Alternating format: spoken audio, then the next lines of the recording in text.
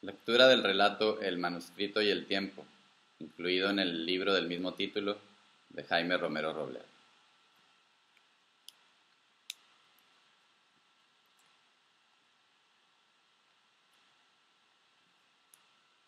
El manuscrito y el tiempo.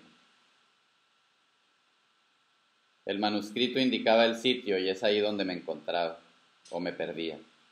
Esa duda de pronto llevó mis pasos hacia un punto en la gran barda de piedra, y justo al llegar, más allá de unos matorrales y escombro acumulado por la desidia o el afán de ocultamiento, noté el orificio, como si apareciera en ese momento para que yo lo viera, como una invitación sincrónica a adentrarme en ese misterio que me había rondado por años, entre lecturas estudiantiles y luego en mis años de docencia, y ahora con el colapso en las estructuras visibles e invisibles del mundo nuevo, por fin tomé un autobús al poblado, que no había crecido mucho desde los sucesos que fijaron su suerte hacía 5 siglos. Y pensar que había sido el gran centro de todo luego de los cambios y alianzas de 3 gobiernos. La abertura tendría que ser trabajada para lograr entrar, y antes de precipitarme volví lentamente los pasos, como al regresar una grabación en video y estar de nuevo en el lugar donde me encontraba, o me perdía. Ese era el inicio o final que no alcanzaba a entrever por estar justo al medio, lo que por extraño designio ya había pasado o estaba por ocurrir.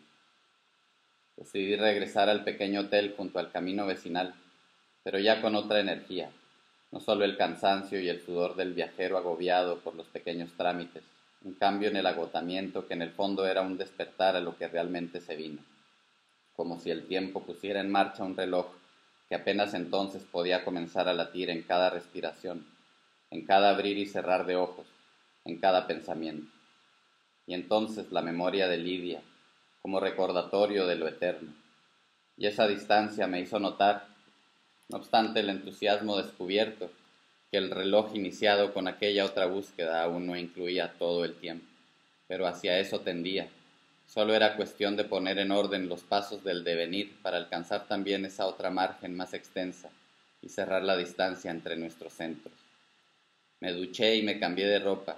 Quería conocer el ritmo de la vida, la forma en que la tarde iba cayendo ahí, como si el sol desde el horizonte acompañara mi descenso hacia el pueblo, mientras me saludaban niños y ancianos, los que primero saludan a todo viajero que avanza intentando absorber los sonidos, los aromas y los gestos de gente que uno desconoce, ellos haciendo lo mismo con el desconocido, pero con menos prisa y sabiendo que una cosa es la impronta inicial y otra la secuencia de los días, cuando se va sabiendo realmente a qué viene, qué quiere de nosotros, qué sabe o no sabe de sí mismo.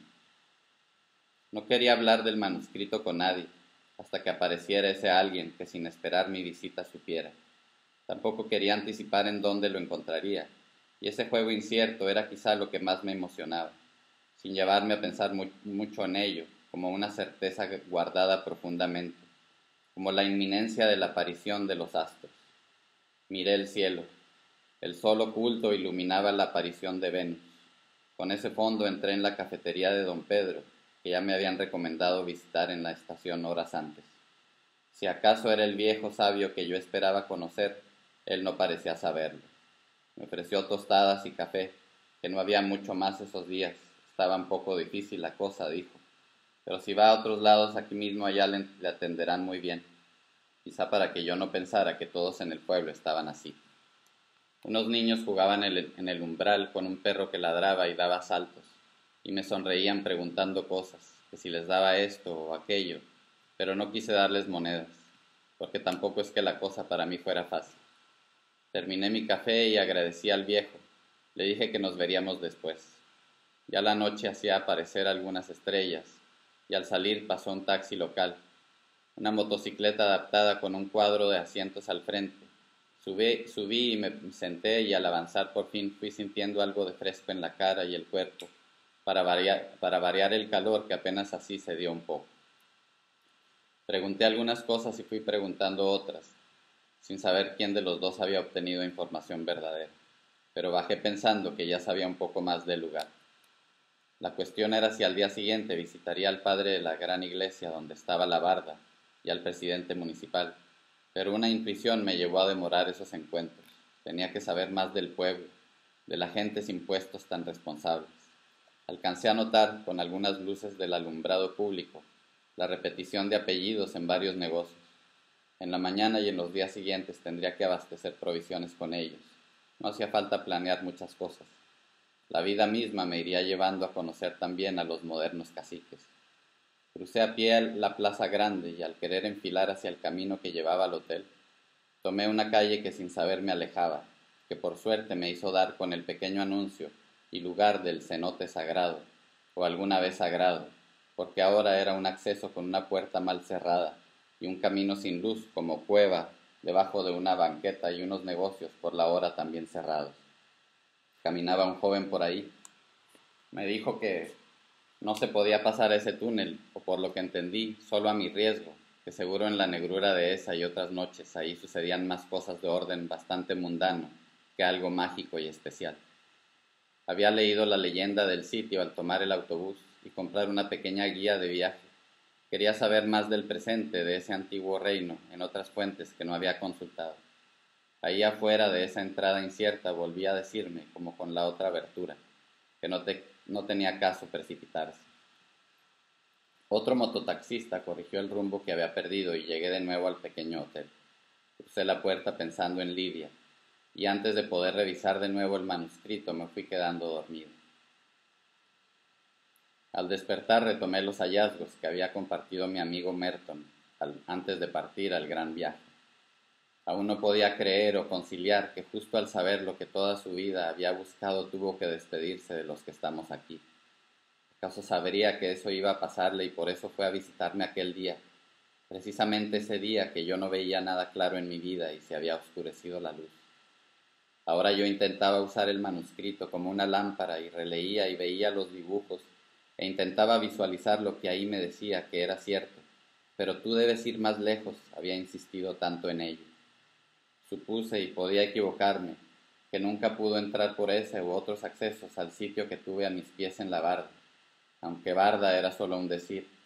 Era ahí debajo que la historia profunda esperaba salir de las tinieblas, como pasaba debajo de cada templo que somos. Al salir a respirar un poco de aire, la nueva cara del sol era tan intensa como la antorcha quemante del día anterior. La dueña del hotelito que me recomendaron al bajar del autobús no parecía matar una mosca, una señora que sonreía con una timidez que me pareció inofensiva. Me orientó al preguntar algunas cosas del pueblo y por el alojamiento ofreció una tarifa mensual más baja de lo que había encontrado en cualquier lugar donde antes viajé. Al parecer eran los precios que en ese pueblo se manejaban, y hasta llegó a decir que podría parecerme alto. Los empleados del negocio eran sus familiares, a quienes hablaba en la lengua que por todo el pueblo se escuchaba cuando no tenían que tratar con gente como uno, que no entendíamos nada de lo que decían. Antes del viaje, por mis propias tinieblas, fui demorando el aprendizaje del lenguaje y dialecto que Merton dominaba, pero él había dicho que era cuestión de semanas y pronto comenzaría a entender palabras. Todo depende de uno, decía. Si quieres lo logras, y si no, todos te pueden hablar como tú hablas, salvo algunos pocos ancianos que no. Aquí todos me dicen Doña Azul. Al preguntarle, dijo la dueña de la pensión cuando regresé de buscar el fresco de la mañana y pasé a mi cuarto por mi mochila. Antes de salir me dijo que esa tarde habría un evento de su religión. Estaba invitado si quería asistir. Para mi sorpresa no era su religión autóctona, aunque todos ahí seguro guardaban resquicios, ni católica, como pensaba que se dividían las creencias en ese pueblo, sino una secta que conocía por existir también en mi ciudad, y por lo que entendí no solo en las demás ciudades, también en los pueblos que uno creería más alejados. Al caminar esa mañana por el pueblo noté que había más templos y variantes de religiones de las que habría podido anticipar. Divide y vencerás. Me dirigí hacia la tienda más grande que allí había visto, la del mismo apellido repartido en negocios de diferentes ramas comerciales. Me saludaron los dueños que así como yo no hablaban dialecto, y comenzó el interrogatorio sin que pudiera yo hacer ninguna pregunta, solo dar mis generales y las razones de mi visita. Un amigo me recomendó mucho el lugar, seguí repitiendo, y dudé si debía mencionar el nombre de Merton. Preferí no hacerlo hasta platicar con alguien de manera más natural. Regresé al hotelito a dejar las cosas y comer algo, y luego retomé el camino antiguo para regresar a la plaza principal.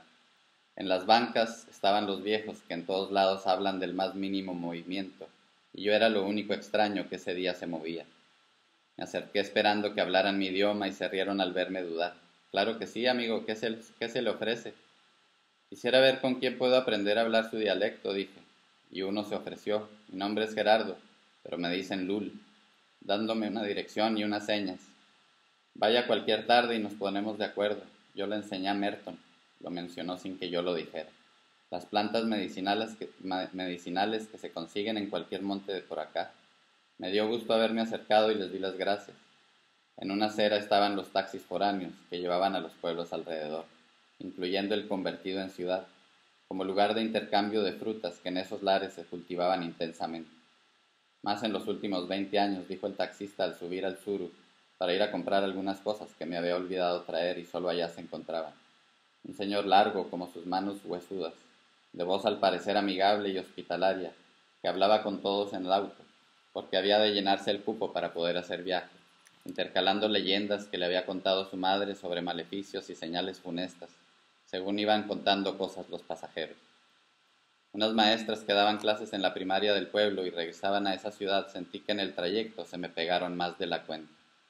Llegamos y fui a las tiendas que hay en todas las ciudades, y pasé también a una ferretería buscando algo que sirviera para escarbar, que no sobresaliera de mi mochila para no levantar sospechas.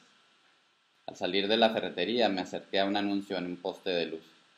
Me sorprendió que en próxima fecha se haría en el pueblo que me hospedaba una representación del día trágico que siglos después seguía marcando su vida comunal. Muchos actores y extras harían las veces de la multitud asesinada por los oficios, que en ese entonces llamaban santos. Como santo se creía el obispo que ordenó la gran masacre de ese tiempo. Y era precisamente debajo de ese sitio y esa enorme iglesia donde debía estar el lugar en que Merton insistió tanto. Ahí, al pie de la barda, en el disimulado orificio, seguro había un acceso a los pasadizos bloqueados por tantos años. Recordé las palabras de mi amigo, recordé los dibujos justo ahí señalando. Fui a la esquina indicada a tomar el taxi de regreso al pueblo. Y primero solo yo estaba, pero pronto llegó una pareja mayor con una cesta de naranjas. Y luego una señora que parecía regresar o ir a una fiesta. Llegó un taxista diferente y subimos al auto. El señor de la pareja se fue adelante y atrás las dos señoras. Enseguida de mí la que iba sola, que noté que buscó quedar de ese lado y no del otro, como si las maestras del primer viaje, y no sé por qué pensé en Doña Azul, hubiesen reactivado en mí esa malicia, y a la mitad del trayecto fui acercando mi rodilla como no queriendo hacia la señora, quien también como no queriendo respondió pegando más su pierna a la mía. Sin llegar a más en ese trance permanecimos hasta llegar a la plaza en el pueblo.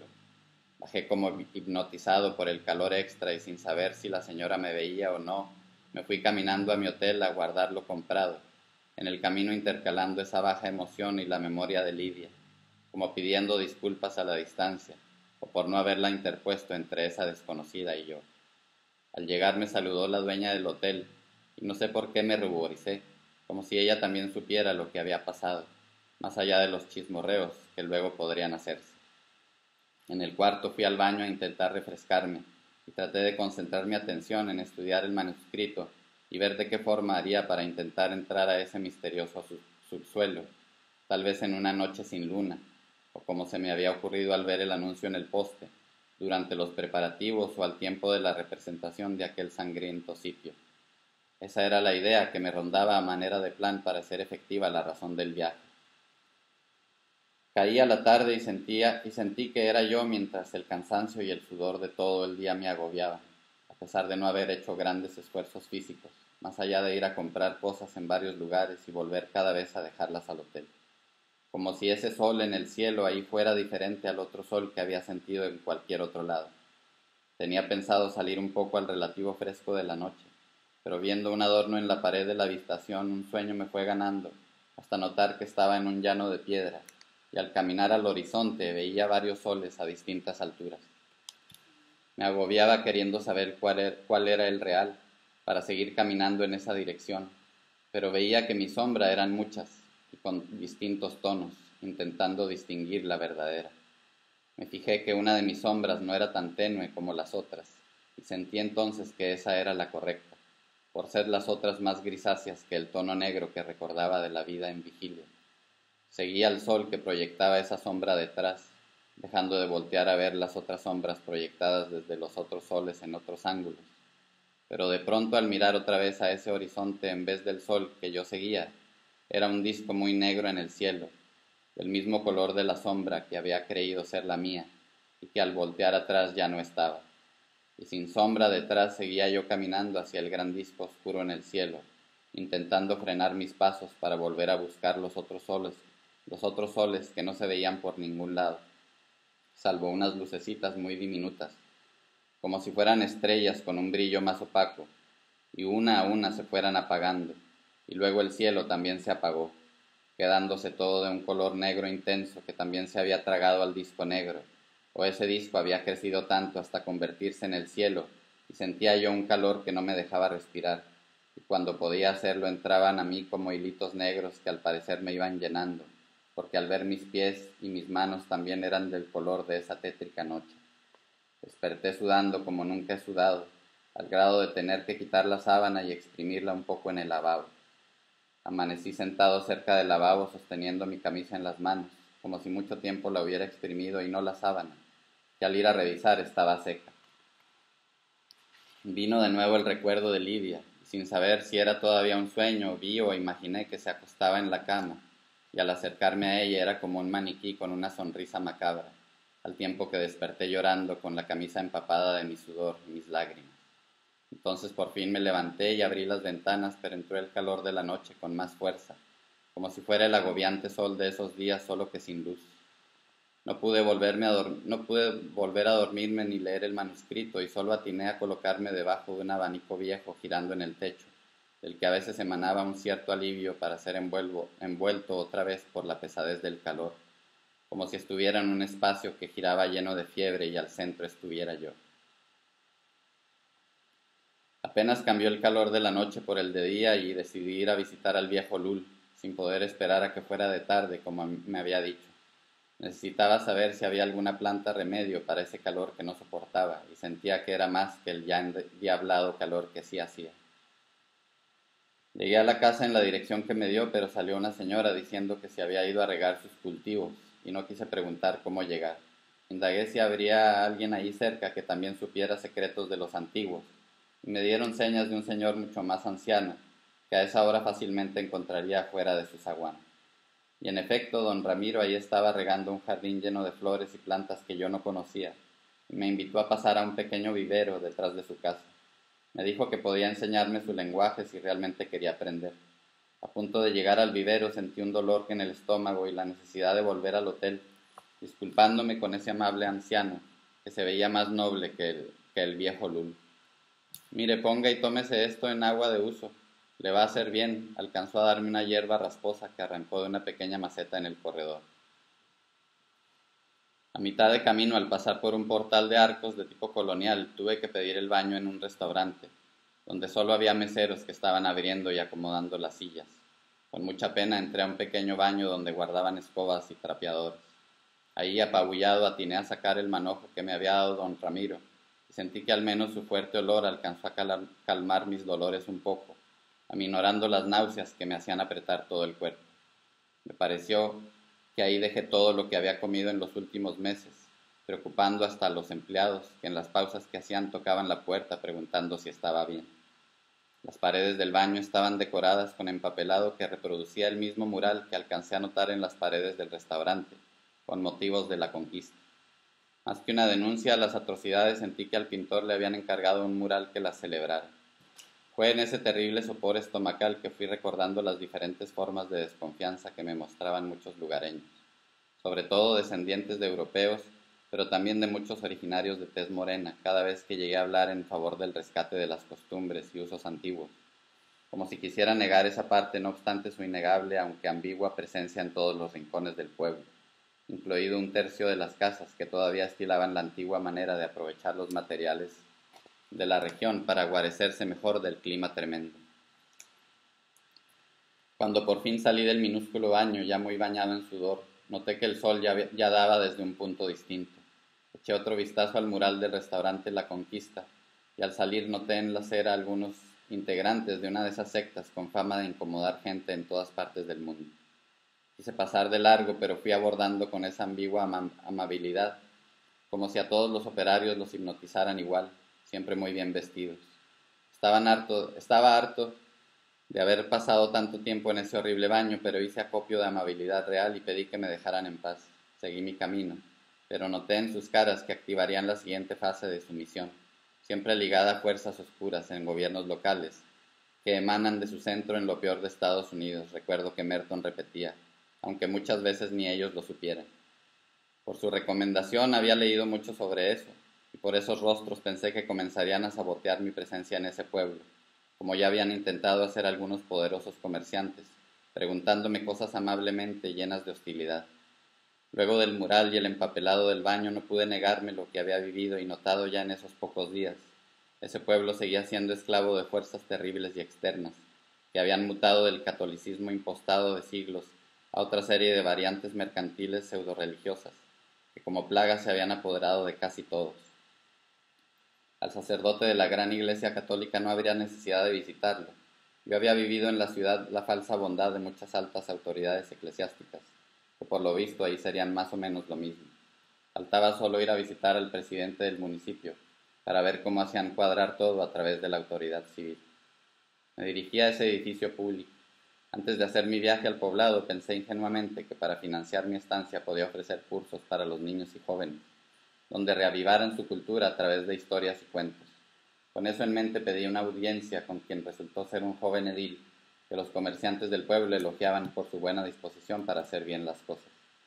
Me escuchó con toda atención, pero aún así lo veía como ausente, no dando un ápice de entusiasmo ante mis propuestas, como midiendo qué es lo que yo quería hacer con su pueblo realmente. Al final me pidió formalizar la propuesta para así diluirla en el limbo de los proyectos culturales que son para la gente, la misma gente que en esos pocos días noté que se quejaban de falta de alcantarillado y un largo etcétera. Me despedí del joven político de ambicioso espíritu comerciante y quise entonces visitar a un ex sacerdote que muchas personas decían que apreciaba a los habitantes originarios y había fundado una escuela de antiguas artes y oficios que ya había dejado hace tiempo. Según el taxista, que era largo como sus manos, el padre Renan, como todos aún lo llamaban, había dejado el sacerdocio por no querer renunciar a una relación con una mujer que fue su pareja, aunque pronto aprendí a no confiar en ese chofer, quien gustaba de hacerle el juego a las autoridades del pueblo envolviendo con sus intrigas. Al visitar al expadre, quien era también famoso por poseer muchos terrenos en venta en esa región, noté que tenía una ambigua relación con un jovencito que presentaba como asistente. En la plática, don Renan me confió que lo habían suspendido como oficiante en ese y 3 pueblos aledaños, jactándose de que hasta que la orden no llegara del Vaticano oficialmente él era sacerdote. Me contó también de sus varias operaciones a corazón abierto, abriéndose la camisa y mostrándome largas cicatrices que le marcaban el cuerpo a la mitad. Me contó de las muchas peleas con autoridades corruptas del pueblo, uno de ellos casualmente hijo de doña Azul, en lo cual no mentía. Yo lo había conocido al hacer un trámite en el pueblo y sabía de la maliciosa ambición de ese tipo, más descarada que la silenciosa astucia del presidente municipal. Me dijo don Renan de la presión que lo estresaba excesivamente al ser dueño de tantas tierras, aunque ya me habían dicho que el expadre las compraba a lugareños a precio de nada, como buena obra cuando ya no tenían que comer.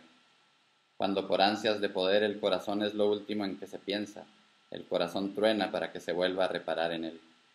Hacia el final de la conversación el padre Renan quiso enseñarme el antiguo arte de cultivar la miel de las abejas, como lo habían hecho los abuelos sabios de ese pueblo, intentando con un ademán seductor que yo libara la miel de sus propias manos. No me acerqué y preferí ir a uno de los troncos ahuecados donde la almacenaban, una miel dulce como nunca había probado. Al poco rato me despedí y volví a la plaza central para tomar un taxi a la ciudad cercana. Necesitaba unos lentes de trabajo y una lámpara. Estaba decidido a indagar el secreto de Merton y entrar en el subterráneo secreto de ese pueblo. En el camino se sentó al lado un señor que se presentó como Francisco, de una edad similar a la del padre Renan. Curiosamente, Francisco me dijo que estudiaba para ser sacerdote de una de las varias sectas novocristianas en el pueblo. Iba a un curso de teología en la ciudad cercana y fuimos hablando libremente de los retos de la religiosidad.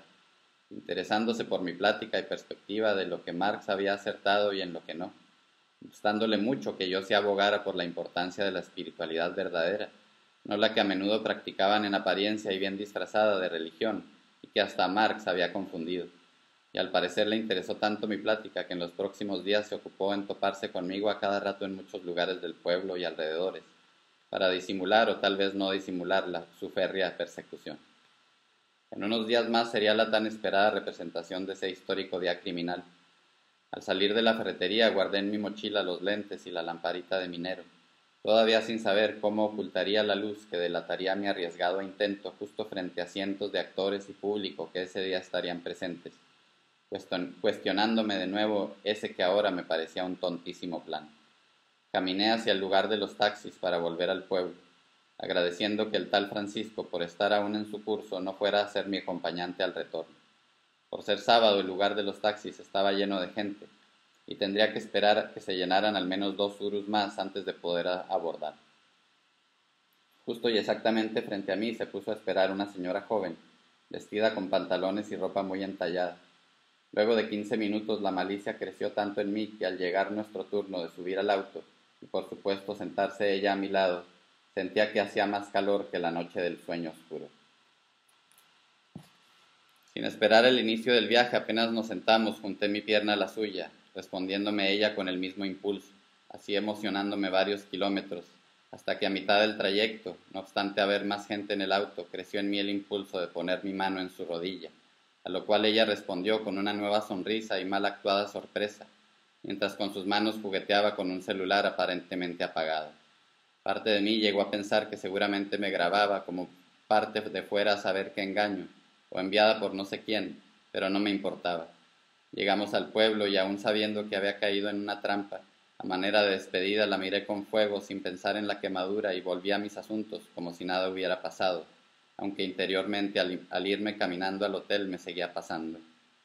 Al llegar al hotel evité el contacto con los ojos de Doña Azul, que sentí que abiertamente me buscaban, y antes de abrir la puerta noté en el piso un pájaro muerto, envuelto en un listón rojo. Lo alejé con el pie, un tanto impactado al verlo, y abrí la puerta. Luego fui y abrí la regadera y con todo y ropa me metí y pedí perdón a Lidia, intentando evocar su imagen sin poder lograrlo.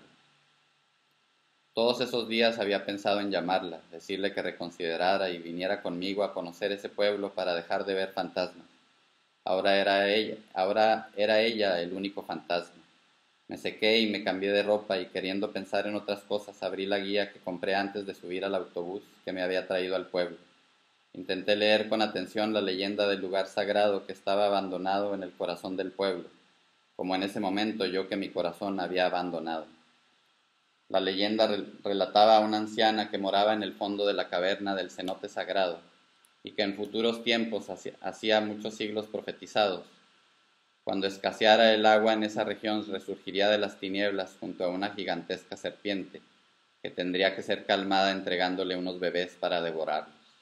Cuando leí ese relato en el autobús, por alguna razón sentí que bien podía ser un invento falso de las autoridades eclesiásticas europeizadas, haciéndolo pasar por profecía originaria para ahuyentar de la antigua religión con esos hechos bárbaros a quienes quisieran romantizar la vuelta a esa cultura y creencias. Pero tal vez podía ser mi propia percepción, influenciada por la cultura europea, que veía como bárbaro todo lo que se alejara por un lado del humanismo y a la vez de la civilización de influencia cristiana. Confundido entre esas dos posibilidades, intenté entonces pensar alegóricamente, dudando lo que sería verdadera leyenda profética y lo que debía interpretarse desde otros ángulos. No logré llegar a ninguna conclusión por estar falto de más elementos para entenderlo, y dudaba si Merton lo había logrado. Abrí el manuscrito recordando que uno de sus dibujos al parecer se refería a esa leyenda, pero al que nunca había puesto mucha atención por no quedar muy claro lo que ahí había querido decir en apuntes oscuros alrededor de ese esquema, que no tenía la calidad del dibujo ni la claridad de explicación que en otras partes del manuscrito se había detallado, concentrándome mayormente en las indicaciones del orificio al pie de la barda en la iglesia. Entonces, como epifanía, surgió en mí la idea de lo que quizás Merton no había querido indicar de manera obvia, como una medida de seguridad para su legado, y acaso como un acertijo para que su amigo lo resolviera. Estaba emocionado pensando en las nuevas implicaciones posibles del manuscrito cuando llamaron a la puerta del cuarto. Era Francisco, que venía a invitarme a ser uno de los, por decirlo así, extras en la representación del día funesto. Bloqueando con mi cuerpo y mis brazos el umbral para impedir que ni él ni sus miradas entraran al cuarto, le dije que agradecía el gesto, pero preferiría asistir como público, intentando impedir que hablara demasiado para volver pronto a la habitación y seguir con mi descubrimiento de nuevas implicaciones en el legado de Merton. Puso una cara de suspicacia que no pudo evitar se convirtiera en franco cuestionamiento. «¿Pues qué nos estás ocultando ahí? ¿Que ni a pasar un rato me invitas?» riéndose como si lo dijera jugando. «Estoy muy cansado, por ahí te veré en el evento, mi estimado. Y si me disculpas voy a seguir durmiendo», al tiempo que le mostraba una sonrisa hipócrita, cerrando la puerta. «Conste que tuviste oportunidad de ganar un Oscar», bromeó desde el otro lado de la puerta, a lo que contesté con una audible risa sincera. Volví a la mesita donde estaba el manuscrito para seguir hilando la revelación que creía haber encontrado, y antes de sentarme noté otro hallazgo en el que no había reparado.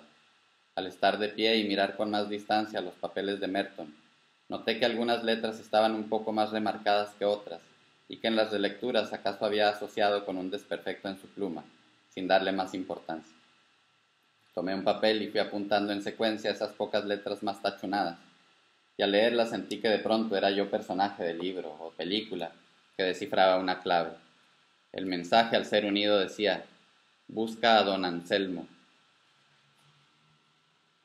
Salí a buscar algo para comer, para luego ir preguntando hasta encontrar al viejo sabio que seguro ya habría intuido que yo vendría, a quien antes del viaje yo esperaba encontrar sin saber quién era ni cómo lo iba a conocer. Nunca imaginé que en una clave del manuscrito estaría señalado ese paso. Intenté imaginar cómo sería don Anselmo, en qué lugar del pueblo vivía, cuál sería su tono de voz, cuáles sus enseñanzas y consejos, y qué pieza faltante iba a compartir, si es que yo le pareciera alguien indicado, sobre la entrada al físico inframundo, bajo el centro del pueblo, que seguramente, y eso me daba escalofríos solo de pensarlo, no sería solo una entrada a esa parte enterrada del mundo material, sino acaso una entrada a una dimensión accesible solo a quienes saben esos grandes secretos. Secretos que gente como don Anselmo guardaban celosamente de quienes pudieran hacer mal uso del conocimiento, de esos cimientos de un mundo acaso más verdadero, solo en apariencia invisible. Pasé por un puesto de tacos que en varias ocasiones vi en mi diario camino y aprovechando que no había más gente, ocupé una de las mesas. Pedí la comida y pregunté a la señora atendiendo si sabía cómo encontrar al venerable anciano. Luego de cerciorarse de que yo preguntaba por el don Anselmo sabio y no otros don Anselmos que en el pueblo habitaban, me dio la inesperada noticia. «Por lo que me dices, el don Anselmo que buscas murió hace unos 3 meses. Ese señor sabía rete hartas cosas de los antiguos, hasta curar picaduras de serpientes que nadie más sabía curar y hasta la fecha. A él le llevaban gentes que en los hospitales de las ciudades alrededor y más allá ya daban por muertas, o cuando ya les querían cortar el pie afectado, ya moratados y declarados sin remedio por los doctores con más preparación, venían con don Anselmo y en un 2x3 los curaba tomando un pedacito de hierba, y aquí crece en todos lados, y le ponía poquitas de su saliva y les ponía eso en la herida y asunto arreglado. Las personas recuperaban su pie, su pierna o la vida, según lo que los otros doctores les habían dicho que segurito perderían. Y en eso iba llegando al puesto un señor joven, y la señora dijo: «Mire, aquí mi sobrino le puede contar de primera mano, o bueno, de primer pie, porque a él le picó una culebra peligrosísima que hay por acá que le llaman Walposh». Y en eso el sobrino continuó: «Ah, están hablando de don Anselmo. Hombre, ese viejito nomás me vio y cortó uno de esos tallitos que se ven ahí, y le puso baba y luego puso sus dedos donde esa canija me había mordido, y en corto se me bajó la hinchazón y al poco tiempo ya estaba completamente curada». Luego pensaba yo en la suerte que tuve de tener a don Anselmo aquí cerca, y me ponía a pensar más en todas las pobres gentes, muchas hasta con harto dinero, que fueron al hospital y regresaron sin un pie o según donde les haya picado. En esos lugares llenos de matasanos lueguito quieren mocharte algo, que es que para que no se te siga el efecto y no te mueras todito. Hombre, mis respetos para ese señor. Lástima que falleció hace poco. Ya tenía como unos 80 y tantos años, ¿verdad, tía? Sí, mijo, creo que tenía 83, pero rete chistoso porque dicen que un día estaba rete bien y luego que así como así de pronto se murió. y viera que ya no hay nadie que cure como él en el pueblo, al menos que yo sepa. Se mezclaban en mí la emoción de escuchar esos portentos con la decepción de haber llegado 3 meses tarde. ¿Y por dónde vivía? Pregunté lamentando esa mala suerte de haberme perdido ese encuentro. El señor tenía su casita en unos terrenos en una de las orillas del pueblo, dijo la señora, que ahora son del padre Renán. Creo se las compró a sus hijos hasta más baratos, porque curiosamente toda esa zona está llena de culebras muy venenosas. Luego dijo el sobrino, sí, mi papá me dijo que era que para poder curar. Don Anselmo había hecho algo así como un pacto de no matarlas para poder tener ese poder. Por eso hay reteartas, dicen. Y el padre Renán todavía es hora que no ha podido vender esos terrenos. Y yo creo que ni él mismo se para por ahí. No vaya a hacer la de malas y luego ya sin el viejo para curarlo. Jaja. Reí un poco, pero me podía mucho la partida de alguien como don Anselmo. Al menos Merton había tenido la suerte de platicar con él, pero era una lástima por todo lo que sabía y se había llevado. ¿Y no dejó algunos apuntes o algún aprendiz? De pronto se me ocurrió preguntar esperanzándome. La señora movió la cabeza sin mucha decisión, pero afirmativamente. Pues dicen que sí dejó un cuaderno con algunas cosas que quiso pasarles a sus hijos, o no sé para quién las habría ido escribiendo. Pero vaya a saber, los hijos son retetomadores y capaz que ya hasta lo perdieron o lo vendieron o vaya a saber qué pasó. Era de los pocos sacerdotes de la religión antigua que quedaban por acá, pero no era de hacer brujerías como luego quieren confundir a la gente los que le llaman brujos a gente como él, como si fueran personas de echar maleficios y hechizos, como quieren embarrar a los sacerdotes nuestros que seguían una tradición de mucho antes que llegaran los españoles. Don Anselmo se dedicaba a ayudar a la gente a bendecir con la religión antigua sus casas, sus cultivos, para que les fuera bien, para que tuvieran buenas cosechas, para sanar gente como a mi sobrino, pero no con artes oscuras y cuanta cosa que luego hasta los bien cristianos andan queriendo echarle a la gente consultando a personas que nomás no. Don Anselmo sabía muchas cosas que realmente servían y que ya muy pocos saben, y tal vez tendrías que irte a otros pueblos allá, muy metidos más lejos, donde todavía habrá gente como ese don. Pero aquí de repente se fueron muriendo, como don Lázaro, como don Panchito. Uy, viera esos señores cuánta cosa que uno ni se imagina sabían. ¿Pero se mueren de enfermedad o por qué dice que de repente se murieron? Le pregunté mientras yo iba pensando con ellos en voz alta. Que en una de esas, con las actitudes en contra de las costumbres antiguas que había ido conociendo en el pueblo, y ya no solo de los blancos, incluso de gente que pertenece a linajes de los mismos viejos sabios, que parecieran ya estar en contra, por la influencia de siglos de religión oficial y presión de sectas que los hacen renegar de todo lo que tenga que ver con esos saberes, que a la gente ya le parecen incomprensibles y malamente llamados cosa del diablo. Seguía pensando y diciendo, no fuera a ser que hasta los estuvieran exterminando, haciéndolo parecer enfermedades repentinas, que para eso siempre han tenido mañas los políticos y los líderes sectarios, que en el pueblo estaban desafortunadamente muy conectados. Seguía yo mi retaíla. ¿Que no dicen que el edil está en una de esas congregaciones con nombre de nuevos credos? Seguro los mismos que luego se descubre que maniatan a tanta gente, porque andaba más perdida y luego van y se pierden en la dirección de esos ambiciosos, empeñando sus vidas más de lo que creen. Pues vaya usted a saber, yo mejor ni digo nada sobre eso, contestó luego un rato la señora, mientras su sobrino se quedaba muy serio. Yo nomás sé que de repente el mismo año se murieron 3 señores que sabían curar como los antiguos y ya no queda nadie así, al menos no en este pueblo. O sea, sí hay gente que sabe algunas cosas, como don Ramiro y el que le dicen Lul, y algunos otros, pero ya nada comparado con aquellos, ¿sí me entiende? Sí, lo entiendo muy bien y me da mucha tristeza. ¿Y por dónde vivirán los hijos de don Anselmo? La señora me dio indicaciones, pero me sugirió ir a buscarlos en las mañanas, que luego si va usted en la tarde ya los encuentra bien tomados y necios y luego ni para qué quiere. Le agradecí y en los días siguientes fui a buena hora y volví a otras buenas horas también, pero nunca los encontré o no quisieron contestar o abrirme, y nadie nunca me pudo dar razón de dónde ir a verlos o el paradero de ese cuaderno. Luego alguien me dijo que don Anselmo tenía una hija, a la que fui a buscar, y sí, por fin abrió, y al preguntarle de pronto ella y los que ahí estaban solo se veían de forma extraña, como si hubiera dicho algo malo o como ocultando algo y no quisiera nada que ver con esa información.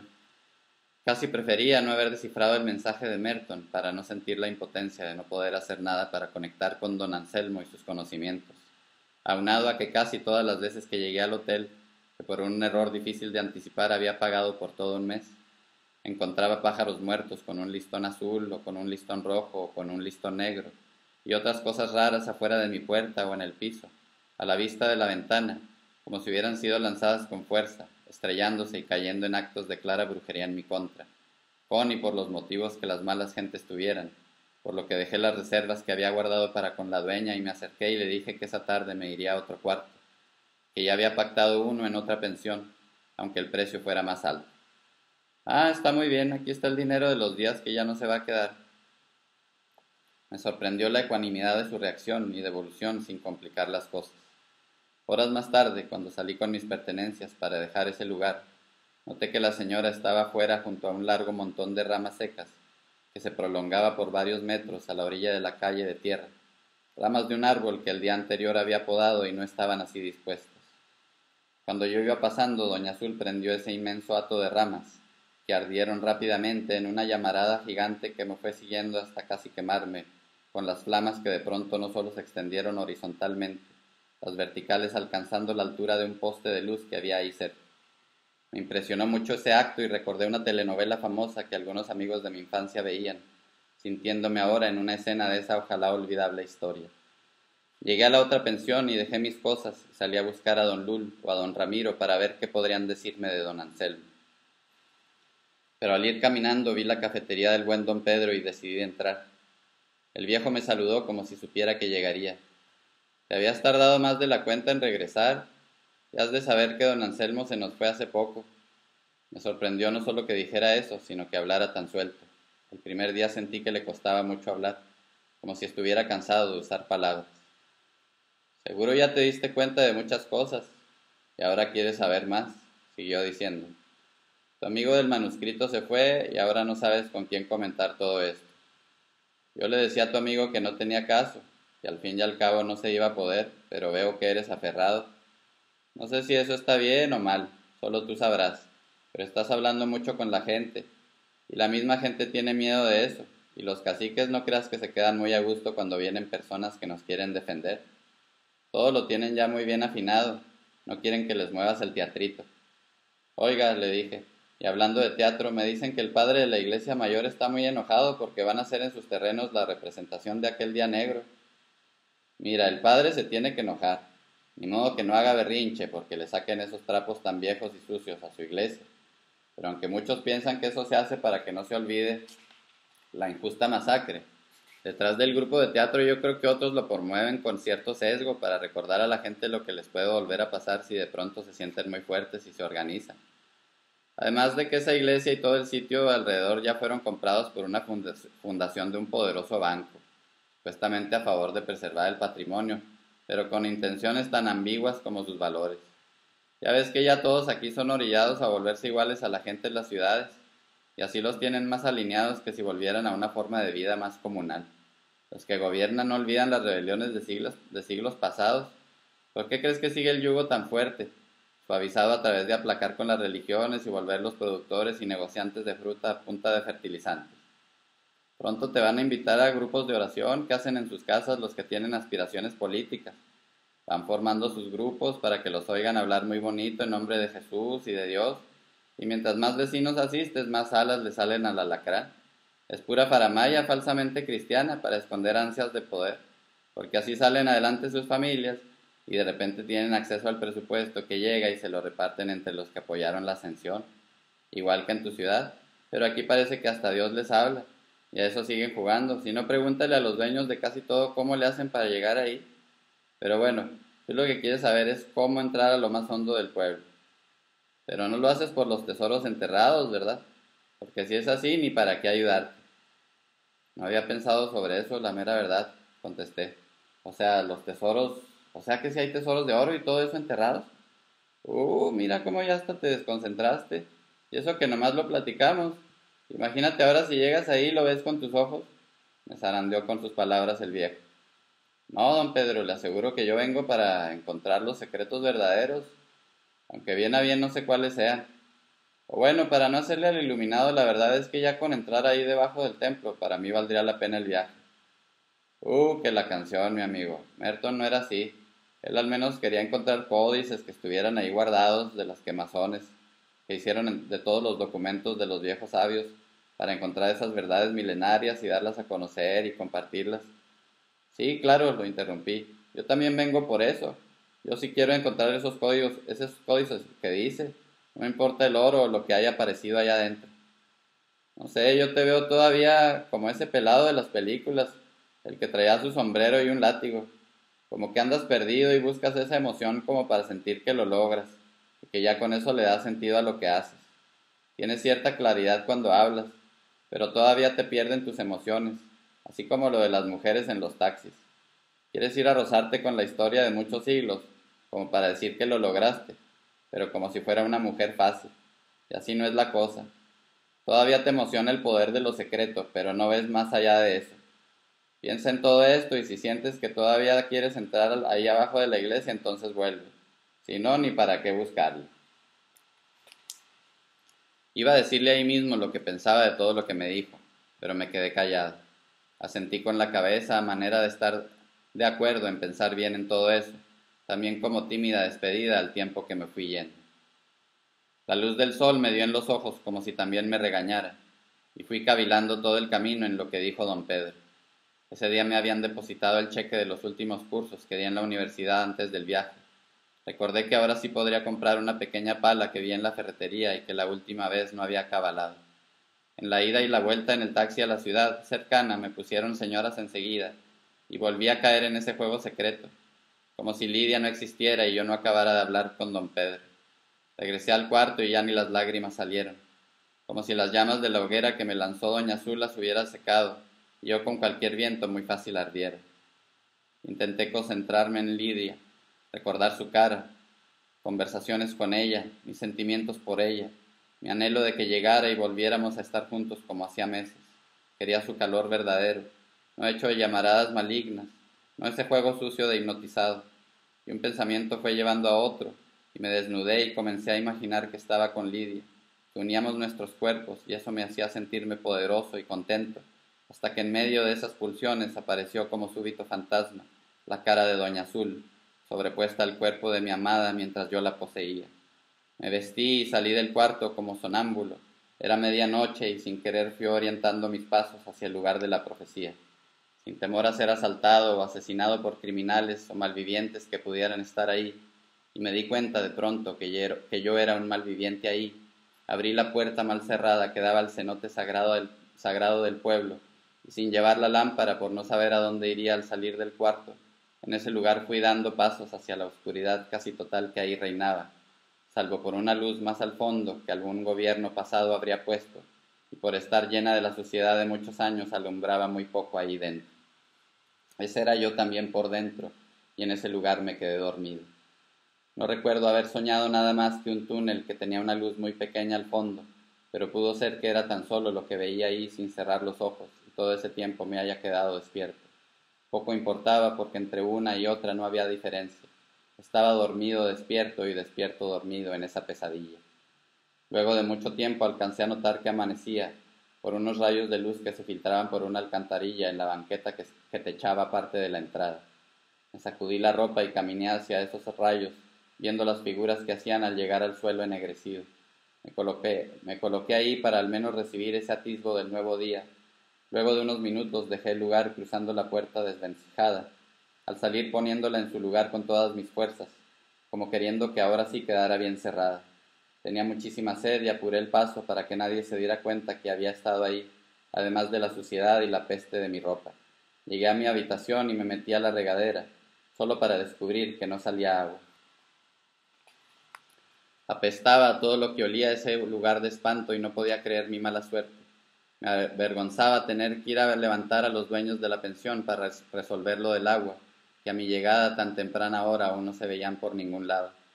Fui a la parte trasera del nuevo hotel y noté una suerte de pozo de piedra que no sabía qué tan hondo era, pero podía ser que fuera un lugar muy profundo.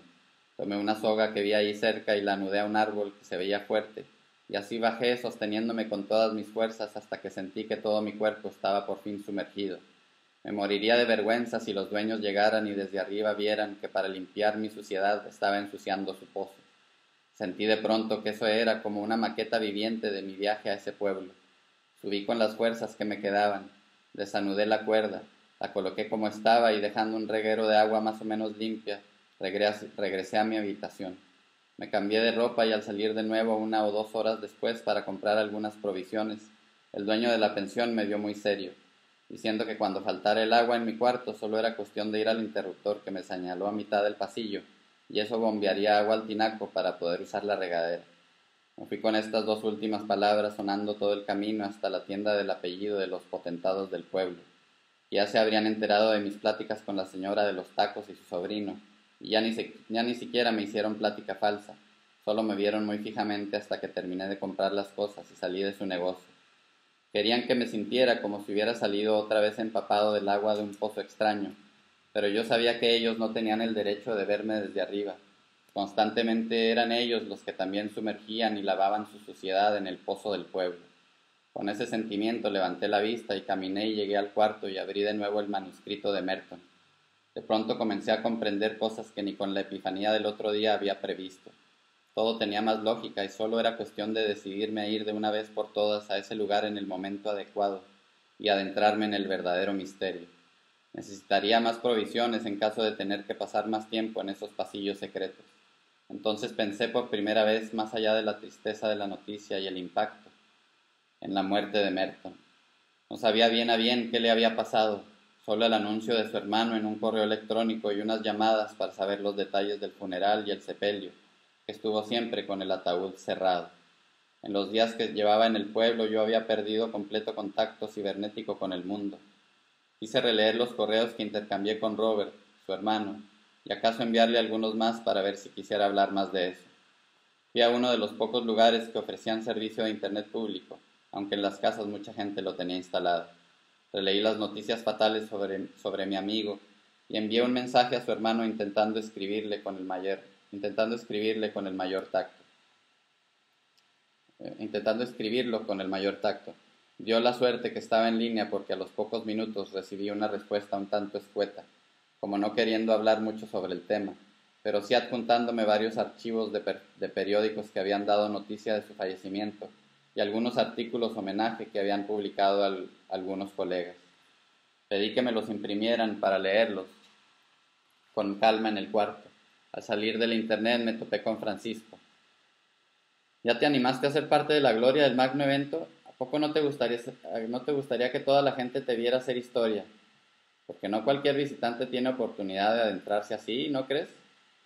Estaba yo tan inmerso en mis pensamientos sobre Merton, su muerte, sus hallazgos y su plan que yo quería continuar, que por un momento pensé que ese tipo se estaba burlando abiertamente, pero detuve mi reacción a tiempo. Ah, qué Francisco, te digo que yo les aplaudiré desde el público, pero a todo esto, ¿qué papel harás tú, si se puede saber, en el gran acontecimiento? Pues no me vas a creer, pero en los ensayos me ofrecieron el papel nada menos que del antiguo obispo. O sea, como quien dice, de los villanos soy el mero bueno, ¿cómo la ves? No, si eso ya lo sabía, le dije en broma y sin miramientos. ¿Qué pasó? ¿Qué pasó? Así nos llevamos. Soltó y luego siguió diciendo. Lo más chistoso es que algunos del grupo de teatro le querían ofrecer el papel principal de obispo, nada menos que al padre de la iglesia donde se hará la representación. Pero imagínate, si ya de por sí está enojado, los mandaría a excomulgar si se atrevieran. Ya me imagino. Pero yo sé que tú harás muy buen papel de malote. No me queda duda de eso, Francisco. Se ve que tienes madera. ¿Otra vez? ¿Qué pasó? ¿De actorazo? ¿No me dejaste acabar? De actorazo, repetí el cocoreo y me despedí riendo.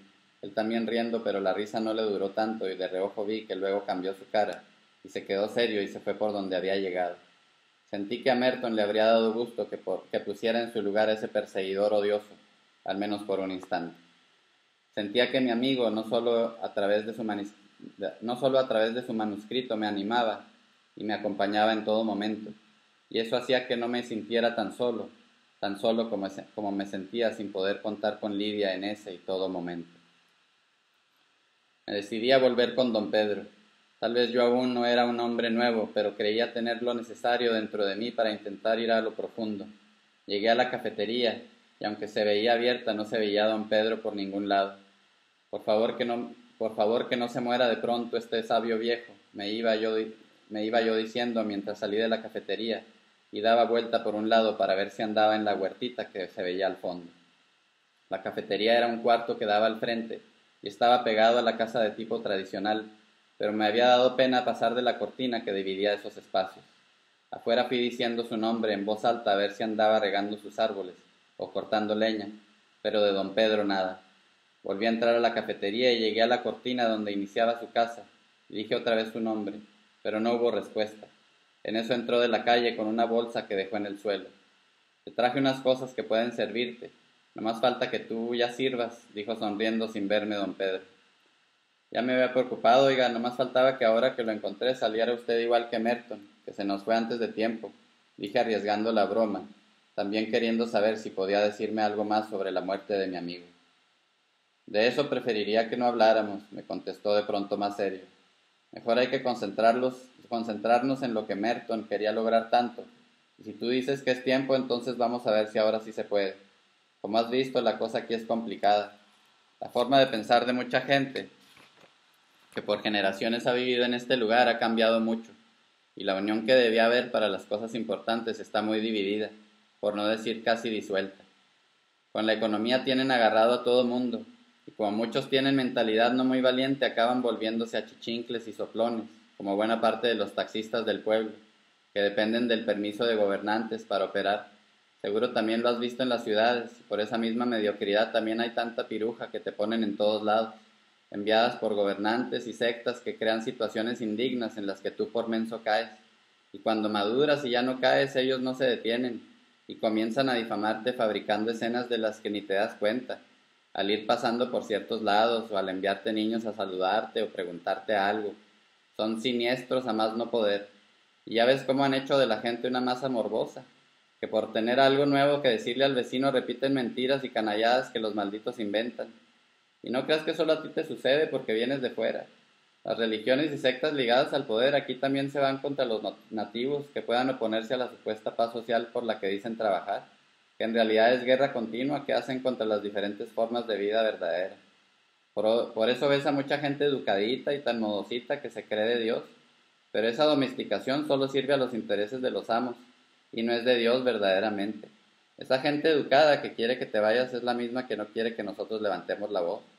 Pero nosotros no queremos la guerra, porque se haga donde se haga siempre es destrucción. Nosotros queremos la integración de toda la gente con la vida entera. Pero eso no es posible ahora mismo, así que vamos a tener que trabajar con los que podamos. Mañana es la representación en la explanada de la iglesia principal, y los poquitos que seamos te vamos a ayudar a que por fin entres al lugar que Merton reconoció, para recuperar nuestros verdaderos tesoros. Oiga, don Anselmo, que diga, don Pedro, tomé la oportunidad para decirle, el otro día que estaba estudiando el manuscrito que me dejó Merton, creo que di con la respuesta principal y hasta algunas cosas más que ya fui entendiendo mejor, y quiero ver si estoy bien o no. Tú debes saberlo, no yo, acuérdate que estás buscando tu corazón, dijo don Pedro, y esa es la única lámpara verdadera. Yo puedo decirte esto y lo otro, pero quiero que tú busques en ti. Bueno, entonces aquí le va lo que siento. En el cenote sagrado debe haber un camino que lleva directo al pasadizo que señaló Merton bajo la barda de piedra. Ándale, ya vamos progresando. ¿Y qué más encontraste? Y con su última pregunta, como si el viento se hubiera llevado las respuestas, olvidé las otras cosas que en la última ojeada pensé que también había entendido. Desconcertado le dije, bueno, realmente solo eso, pero creo que tampoco es poca cosa, ¿no? Deme un poco de crédito, don Pedro. No es poca cosa, tienes razón, y es suficiente para saber que estamos en sintonía. Por eso Merton te confió ese escrito. La cuestión es coordinarnos bien, porque casi nadie de los muchos o pocos que nos ayudan saben eso. Solo piensan que tenemos que entrar haciendo más grande el orificio al pie de la barra. ¿Y por qué no lo saben? Mira, si lo supieran, ya habría ido alguien con el chisme y habrían clausurado completamente el lugar. Y aunque es una muestra de lo poco que les importan los sitios sagrados a los gobernantes, al tener el cenote todo descuidado puede servir a nuestro favor. No ha sido fácil para los poquitos que sí saben ese secreto hacerse pasar por malvivientes y drogadictos para estar entrando a limpiar y escarbar ese túnel oscuro en el cenote desde hace años. Ja, ja, ja, ja, eso nunca lo hubiera imaginado. Eso es increíble, don Pedro. Precisamente por increíble es que lo han hecho. Y no solo han tenido que escarbar las mismas piedras que tienen que volver a poner para que no los descubran, también lidiar muchas veces con la expulsión de sus familias y allegados, que ya eso es terrible, y más aún, tener que vérselas con los drogados verdaderamente que no faltan y quieren meterse ahí, y por si no fuera poco, estando ahí se han dado cuenta de muchos negocios turbios que ahí hacen los gobernantes en turno. Si supieras de todo lo que se han enterado que pasa dentro de esa oscuridad. De pronto me quedé serio, al caerme el peso de una palabra que pronunció don Pedro, aunque no se relacionara con lo que él dijo: lidiar. Recordé lo imbécil que yo había sido mucho tiempo con Lidia, molestándola con ese juego de palabras, a veces en broma y otras veces en discusiones en que volvía a decirle eso mismo una y otra vez. Con la distancia, cada memoria como esa se me clavaba en la esperanza de verla de nuevo a mi lado. Busca en ese dolor como si fuera un pasadizo oscuro, dijo don Pedro, adivinando o viendo mi pensamiento, seguro de que así lograba saber lo que me pasaba. Busca en ese camino oscuro, aunque creas que ahí ya nunca podrás ver, y es mejor que regreses y comas algo. Luego ya encontraremos la forma de ponernos de acuerdo para eso que hablamos. Pero ¿a qué horas nos vemos? ¿O con quién tengo que verme? ¿O con qué contraseñas? Has visto mucha tele, amigo, vete a cenar algo y estudia bien ese escrito. Todavía hay cosas que debes entender antes de poder adentrarte. Regresé caminando como si el pueblo estuviera en una dimensión diferente a la que había conocido, como si al contacto con don Pedro mi mente o mi conciencia o fuera saber qué se agrandara y pudiera ver bien por primera vez. Llegué al cuarto y dejé la bolsa que me había dado don Pedro, y al buscar el manuscrito, que estaba seguro había dejado en la mesita, no lo encontré por ningún lado. Volví a buscar y me cercioré, lleno de rabia, que seguro alguien había entrado y se lo habían robado. Me puse a buscar si alguna otra cosa faltaba, pero no extrañé más que eso, que era todo para mí en ese momento, además de Lidia, pero en ese caso el ladrón que me la había quitado había sido yo mismo y no podía buscar culpables fuera. Me concentré en quién pudiera ser culpable de robarme el manuscrito de Merton, y vino el nombre de Francisco como primera posibilidad, pero pudo haber sido tanta gente distinta. Me senté en la silla como perdiendo la dimensión que gané tras el contacto con don Pedro. Sentí el impulso de regresar a contarle de ese hurto rastrero, pero salí buscando al dueño de la pensión. Alguien entró a mi cuarto y se llevó un cuaderno, le dije desde el pasillo. Pues yo he estado aquí y nunca había nadie, contestó seriamente, como si le molestara mi denuncia. Alguien pudo haber entrado y salido en el momento que usted fue al baño o atendió a otras personas. Quiero saber si alguien dejó su cuarto o alguien nuevo se registró. Esos detalles no puedo comentarlos, por privacidad de los clientes. Pero alguien invadió mi privacidad, precisamente, le pido su cooperación, por favor. ¿Y por qué tanto alboroto por un cuaderno? No puede ser, ¿a poco le gustaría a usted que alguien entrara a su cuarto a llevarse algo suyo? No, ¿verdad? Así que ayúdeme, por favor, o tal vez debo ir a la policía.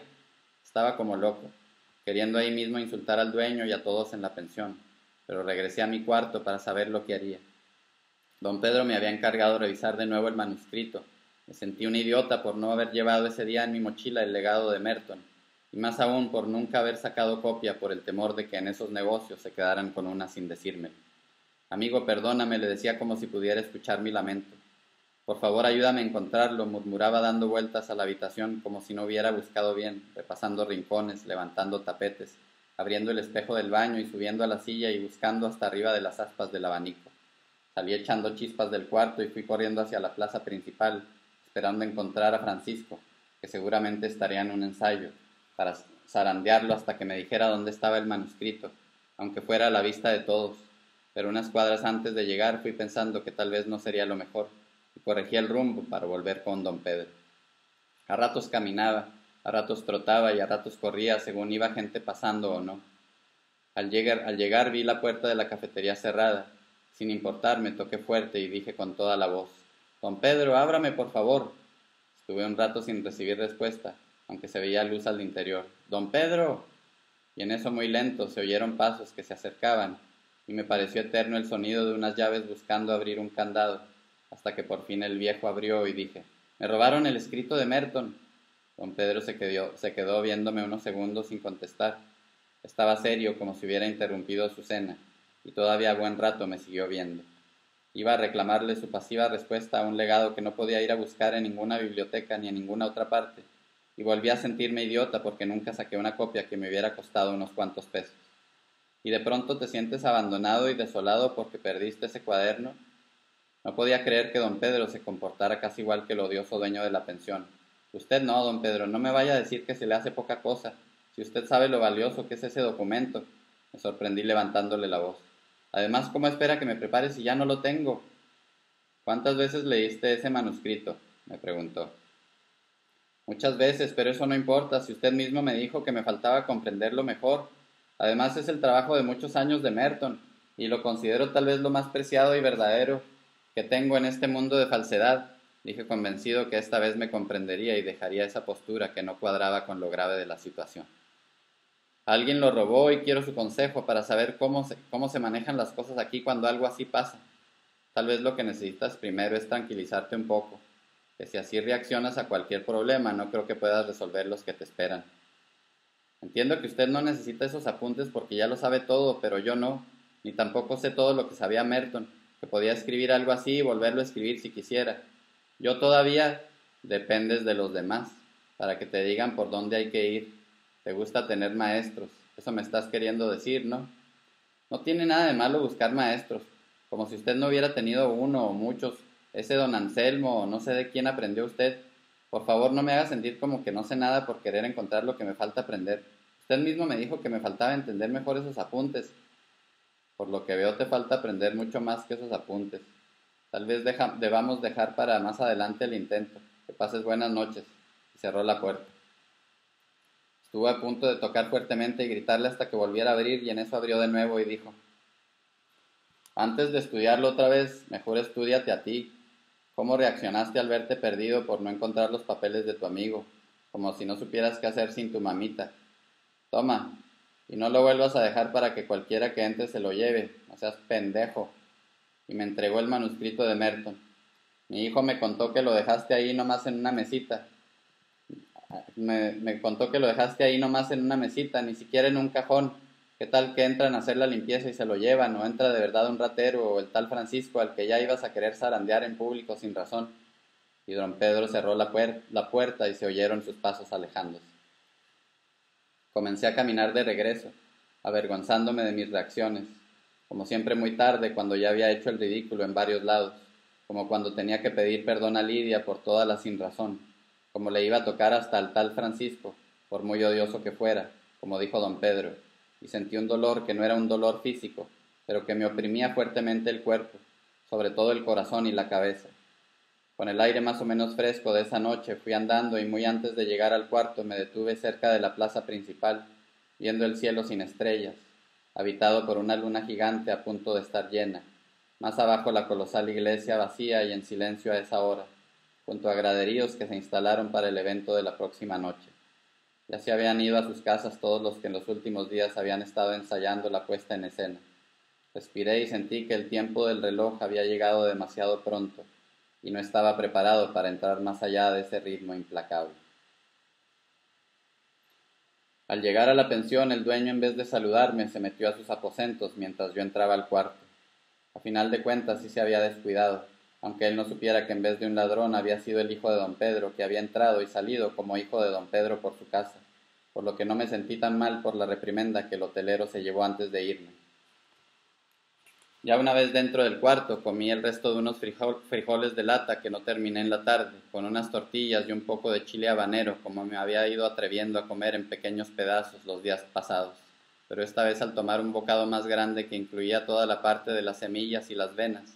Al poco tiempo comencé a sentir como si el cuello y la mandíbula me flamearan, luego como si de pronto la cabeza se me separara un poco de los hombros y quedara por momentos ahí suspendida en ese incendio que me quemaba hasta las orejas. Sentí ganas de ir a aventarme al pozo de la pensión o cualquier cosa que aplacara esas llamaradas que esta vez al menos no habían venido de un hechizo siniestro. Luego de tomarme todo el bote de agua que me quedaba para beber y de que fui regresando a la normalidad sintiendo otra vez mi cabeza sobre mis hombros, pensé largo tiempo sobre lo que había pasado días antes, cuando en ciertas formas algo parecido viví cada vez que fui en taxi a aquella otra ciudad. Y entonces pensé largo tiempo en Lidia, como si ya sosegado y sereno pudiera ver con claridad no solo nuestro feliz tiempo juntos, y aun con la amargura de pensar y cavilar sobre su ausencia, fui adentrándome en ese dolor, en esa honda herida que era la distancia que nos separaba en esos momentos, como si paso a paso fuera intentando afrontar y recorrer todo lo que era ese incierto camino, sin sacudirme el miedo que me daba estar ahí frente a la vergüenza y lo inadecuados que habían sido mis sentimientos que poblaban esa distancia, como inestable puente de piedras resbaladizas, llenas de lama y descomposición, de ideas y percepciones equivocadas, de precipitaciones y malicia, de impaciencias y recriminaciones baladíes, explosivas pulsiones y acorazamientos, y franca y oscura mala voluntad. Y pensando en eso y ahondando en eso salí del cuarto y recorrí el camino hacia la entrada del lugar sagrado lleno de suciedad, y abrí la puerta con fuerza, y como quien quita una gasa en una cortada sangrante me adentré en el reguero de lodo y piedras que llevaba hacia el interior, y noté que esa noche no estaba prendida la lámpara renegrida que alumbraba apenas parcialmente los primeros metros, y sin que la luz de la luna ahí tuviera efecto quise ver hasta dónde habían llegado los falsos malvivientes, que por tanto tiempo estuvieron preparando la jornada que estábamos a punto de concluir, o apenas iniciar, de encontrarnos o perdernos más, y pensé en la leyenda y la anciana de la profecía y los bebés que me negaba a imaginar siendo devorados por la gran serpiente, y descubrí que el camino era más largo y profundo de lo que creí ver en la oscuridad cuando antes estuve ahí, ahora que tenía al mismo tiempo un miedo terrible y no tenía miedo de seguir y descubrir hasta dónde toparía, hasta dónde habían escarbado quienes se sacrificaron por un camino que llevaría a la verdad más allá de los ídolos de dos mundos. Y entonces, como un espectro terrible y como un ángel divino, vi a Lidia, que flotaba como llevándome a seguirla, y luego caminaba como si estuviera hecha de ella misma, su cuerpo, su cabello, sus manos, escuchando el sonido de sus pasos con su peso exacto, con su forma de moverse, y luego comenzaba a ir más aprisa, con una agilidad que yo intentaba seguir al tiempo que iba tropezando y cayéndome y levantándome, para no perderla de vista, para no perder la vista en ese lugar de penumbras mientras ella guiaba mis pasos allá adentro, más al fondo, más allá de mí mismo y hacia ella, inalcanzable y presente, y en eso una angustia y la esperanza de llegar ahí, ser ahí juntos, y entonces dejé de verla, dejé de ver nada, dejé de ver todo y sin ese ángel espectral como guía lleno de espanto me encontré perdido en la negrura total de un pozo sin rumbo. Y comencé a llorar de miedo y desolación, de rabia y de tristeza, de ausencia y presencia, de mí y de ella, de los dos y sin nadie ahí, como si en ese espacio ni siquiera quedara yo, acaso un observador aterrado que al no poder ver nada no sabía quién era, sin saber cuánto ni cuándo el tiempo pasó y me dejó fuera de lo que soy. Entonces escuché unos ruidos que no podían ser de Lidia, unos ruidos torpes y burdos, como de quien no sabe caminar entre las grietas de lo profundo, y luego un grito de dolor mundano, de idiota dolor de pies trastabillando y cayendo al piso, y esos sonidos me regresaron a la noción de estar en ese lugar sagrado y sucio, debajo del pueblo, que en la superficie recordaría a sus muertos al siguiente día, y recordé el plan que don Pedro y yo habíamos de trazar para llegar por fin a eso que Merton buscó tanto tiempo. Y escuché balbuceos como de borrachos, como de indigentes y drogados, y lo que en otro contexto habría significado un terror a la muerte por toparme con seres marginales y peligrosos en el rincón más vulnerable del mundo, hasta cierto punto me tranquilizó por saber que serían parte de ese inverosímil y por ello mismo inatacable equipo que me ayudaría en el secreto de nuestra arriesgada labor. Todo fuera por llegar a los pasadizos que llevaban debajo del templo, y sin la necesidad de contraseñas, como se había burlado de mí don Pedro, me fui acercando a esos fingidos aunque valientes seres para unir fuerzas y saber lo que tendrían que decirme, sabiendo que nadie nos estaría escuchando. Por acá, amigos, acá estoy, murmuré con el volumen suficiente para que me oyeran sin que el sonido pudiera salir a la calle, que aún se veía lejos el leve resplandor del alumbrado público cerca de la entrada. En eso escuché que los pasos se apuraban en dirección a mí, alcanzando poco a poco a notar levemente sus siluetas, por estar ellos del lado que daba la levísima luz exterior. Por aquí anda, dijo uno con voz entrecortada, como gran actor. Sí, por acá debe estar ese cabrón, dijo el otro, y para ayudarlos un poco decidí acercarme para acabar con la necesidad de la farsa, y ponernos de acuerdo y poner manos a la obra y continuarla. Entonces uno de ellos al parecer me vio o me escuchó por fin, y se abalanzó sobre mí, y dando un súbito manotazo alcanzó a golpear parte de mi cara, haciéndome caer. Ya lo tiré, chíngalo al cabrón.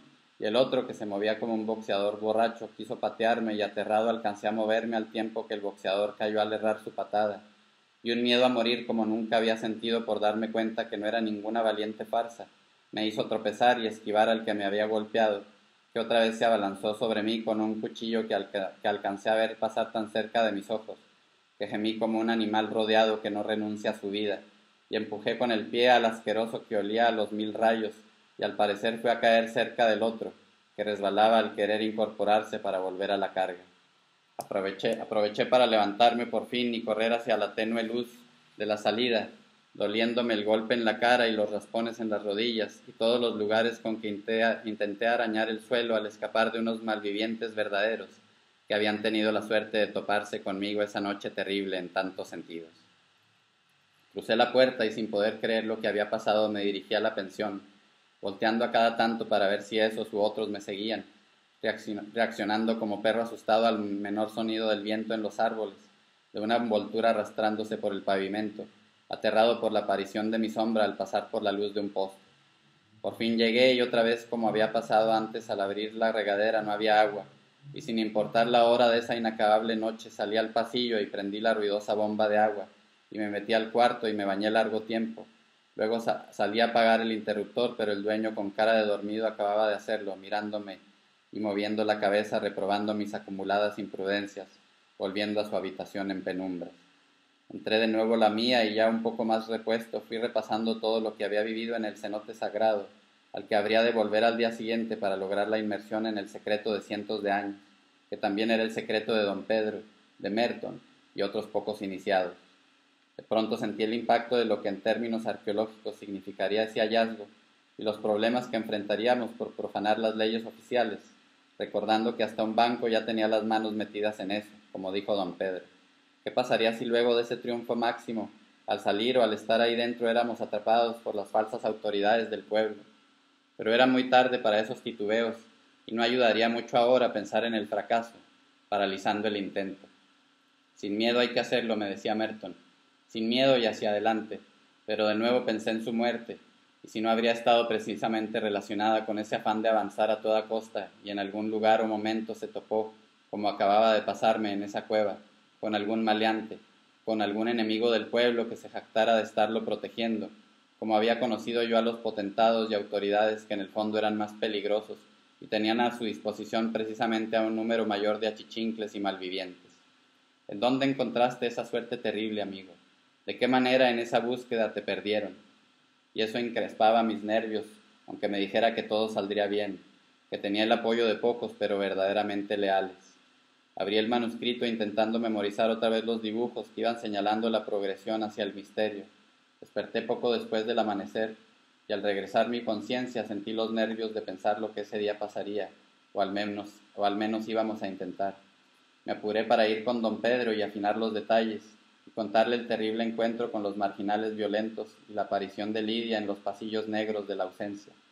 Comí unos panes con un poco de queso y en el camino compré un refresco con cafeína para despertar un poco más. Me incomodaban los raspones y la cara me dolía aún, pero era lo de menos y a cambio de eso ayudaría a hacer historia, no como ofrecía el odioso Francisco en su papel de tirano y cobarde espía, sino a completar la historia con mayúscula que habían ocultado con falso tiempo, como el tiempo que había estado viviendo sin Lidia. Ese tiempo que yo no lograba encontrar en mi vida falsa y me alejaba de sus manos, de sus ojos, de su boca y sus palabras. Pero al indagar las tinieblas de mi dolor, como dijo don Pedro, ella había aparecido, y aunque fuera fugazmente, era un mayor contacto que en todos los días que llevaba extrañándola tanto. Tenía que seguir en ese camino hasta poder verla de veras, con mis sentidos y los suyos frente a frente, para no pasar frente a los preparativos de la representación y arriesgar un encuentro con Francisco y el alboroto que seguro habría con la compañía de teatro. Tomé una calle que llevaba a la cafetería del viejo por un camino distinto. En eso pensé que si Francisco era parte de la representación y era miembro de una de las sectas alternas a la oficialidad cristiana, podía ser que además del sesgo que había comentado don Pedro, esa representación también se hacía para echar tierra a la iglesia, ya muy quemada de tanto tiempo, y abonar a esos otros jardines acaso más falsos aún de las sectas que se estaban apoderando de las conciencias del pueblo. Al llegar se lo comenté a don Pedro. No es descabellado pensarlo, dijo. Una mezcla de todo eso debe completar la respuesta. Le conté entonces lo que había vivido en ese lugar sagrado, y se rió al contarle que casi me matan unos borrachos drogadictos. Y cuando conté lo de Lidia, serenó su rostro y bajó los ojos como asintiendo. Ya vas por mejor camino, justo a tiempo de la prueba más grande de este destino nuestro. Me emocionó que dijera nuestro, y conmovido y entusiasmado le pregunté la forma en que debíamos actuar más tarde o vernos, la hora y el sitio, y no me vaya a decir que lo encuentre en mi corazón, porque eso ya lo sé. Solo quiero saber lo necesario para no ir otra vez a acercarme a malvivientes creyendo que son del equipo. Volvió a reír con una carcajada de viejo santo que puede ser mula cuando amerita, y me reí también para calmar los nervios. ¿Ya viste las cosas que te dejé en la bolsa? Una pena infinita me hizo decirle que no, que con lo del robo del manuscrito se me fue la atención, y luego por enfrentar los miedos y haber ido a medianoche al cenote y todo lo ocurrido que me había pasado. Y todo lo ocurrido se me había pasado. Pues ahí encontrarás lo necesario, y ahí también te dejé un pequeño apunte. Si lo hubieras leído ayer, tal vez no te habría pasado lo de esos tipos. Y ya no vengas aquí en todo el día. Si todo sale bien, ya nos veremos. Estreché su mano y sin poder reprimirlo le di un fuerte abrazo, y me alejé casi trotando, como estaba mi corazón, por lo que habría de suceder en la tarde y noche, alegre como si también fuera por fin a encontrarme con Lidia.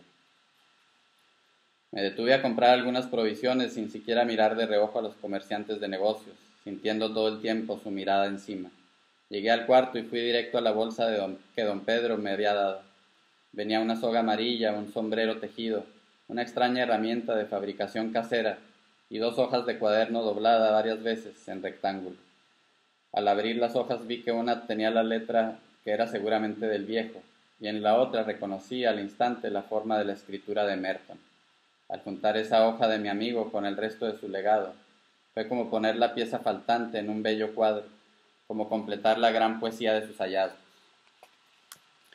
Todo estaba tan claro y lleno de tanto sentido, y asombrado intenté imaginar todo el tiempo y los sacrificios y el portentoso e inquebrantable esfuerzo hasta dar con sus conclusiones, y sobre todo su planteamiento para llegar al mismo corazón de ese reino tan socavado como indestructible.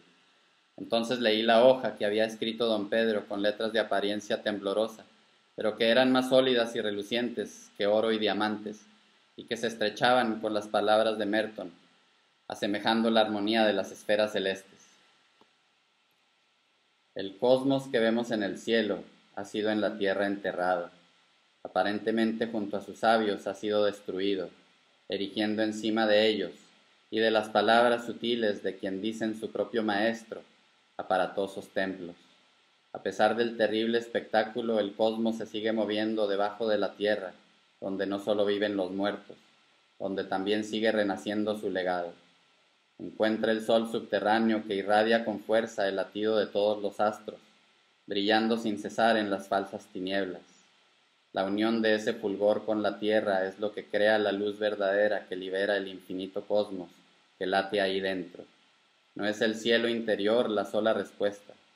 Encuentra la unión del amor que acabará con las sombras y encenderá por fin la caverna. Terminé de leer el escrito del viejo sabio y comprendí con una fuerza mayor que abrigó mi espíritu. Lo siguiente que supe fue que estaba en el camino oscuro dentro del cenote sagrado, con las cosas que me dio don Pedro, sin poder comprender qué había hecho, qué había pasado en el tiempo intermedio, y sin necesitar saberlo mientras veía a unos tipos de aspecto raro y maloliente encender una pequeña antorcha en lo profundo del túnel que conectaría a los pasadizos debajo del templo. Estábamos en un punto mucho más lejano que mis previas incursiones en ese subsuelo, y a ambos lados de ese camino se veía un largo reguero de piedras que habían sido retiradas de su lugar en el bloqueo de cientos de años. En inaudita coordinación, yo ayudándome con la herramienta que don Pedro me había dejado, íbamos quitando piedras como si armáramos un rompecabezas al desprender sus piezas, adentrándonos en las rocas de ese destino milenario. En todo ese camino sentía a Lidia latiendo en mi corazón como acompañándome. Y llegamos mis aliados y yo a un lugar donde luego de retirar nuevas piedras de pronto se detuvieron y regresaron, dejándome ahí para que yo continuara. Y antes que la duda oprimiera mis pasos, seguí caminando muchos metros más en un pasillo que sin necesidad de antorchas se mostró claro. Entonces noté a mi derecha un esqueleto y reconocí ahí mismo objetos que pertenecieron a Merton. Un creciente escalofrío me sacó de la fuerza que ahí me llevaba, y en ese instante surgió la imagen viviente de mi amigo, con su amistad verdadera apareciendo en el momento justo y diciendo: yo siempre fui un solitario porque pensé que así llegaría más lejos, pero sé que tú sí podrás lograrlo.